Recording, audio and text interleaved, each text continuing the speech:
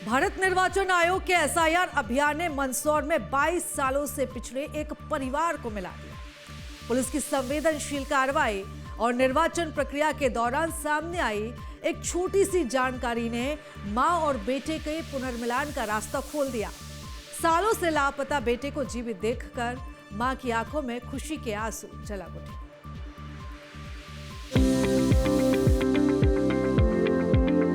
कर जोड़कर खाकी का आभार व्यक्त कर रही है मां, क्योंकि उसकी बरसों पुरानी पीड़ा खुशी में बदल गई है। उसका 22 साल पहले बिछड़ा बेटा मिल गया है।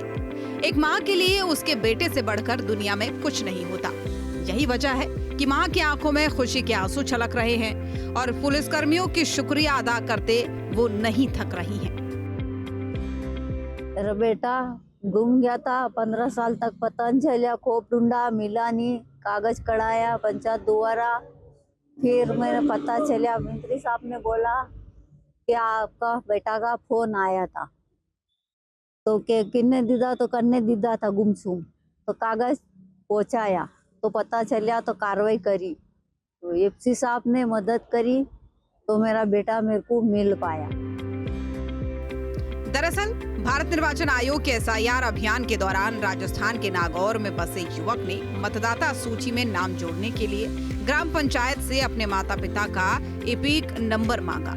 ये साधारण सी जानकारी उसकी मां तक पहुंची और मां को यकीन हो गया कि उसका बेटा विनोद जिंदा है।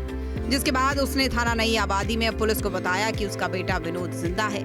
मंदसौर पुलिस ने विनोद से संपर्क किया और उसे मंदसौर बुलवाया गया, जहां पिछले 22 सालों से उसकी मां अपने बेटे का इंतजार कर रही थी। विनोद भी अपनी मां को पाकर भावुक दिखा।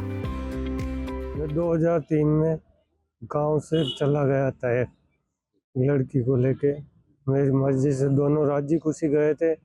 22 साल से राजस्थान में रह रहे थे और वहाँ काम कर रहे थे। अब आए हैं 22 साल बाद। पुलिस द्वारा मेरे माँ बाप का कॉन्टेक्ट नंबर मिला और मेरे मामा जी के नंबर मिले, बात करके पुलिस द्वारा मैं वापस मेरे परिवार से मिला हूँ। इस बारे में थाना प्रभारी कुलदीप सिंह राठौर ने बताया कि आवेदिका रामकन्या बाई द्वारा एक आवेदन के माध्यम से थाना नई आबादी पर अवगत कराया गया था। आवेदन की पड़ताल की तो विनोद के नागौर के होने की जानकारी मिली, जिसके बाद उससे संपर्क किया गया। आवेदिका रामकन्या बाई द्वारा थाना नई आबादी पर एक आवेदन के माध्यम से अवगत कराया गया कि उनका पुत्र विनोद पिछले 22 वर्षों से घर से बिना बताए कहीं चला गया था, जिसके दस्तावेजों के बारे में किसी के द्वारा जानकारी एकत्रित की गई है। उसे लिंक को हमारे द्वारा फॉलो किया गया, तो उसमें हमें जानकारी प्राप्त हुई कि विनोद के द्वारा अपनी एसआईआर के दौरान इपिक नंबर, अपने माता पिता का इपिक नंबर मांगा गया है।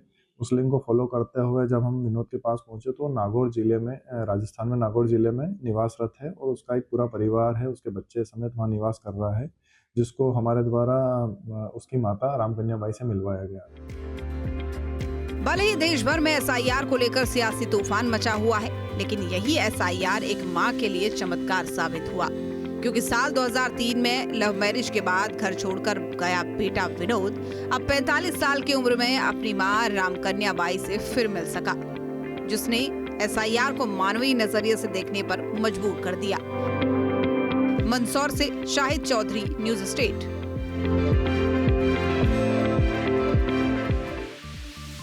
आपके मोबाइल पर तुरंत आएगी ब्रेकिंग न्यूज। स्क्रीन पर सबसे पहले दिखेगी बड़ी खबर। देश दुनिया की हर खबर एक जगह। अब आपके मोबाइल पर तुरंत फटाफट इंस्टॉल कीजिए न्यूज नेशन ऐप और रखिए खुद को अपडेट।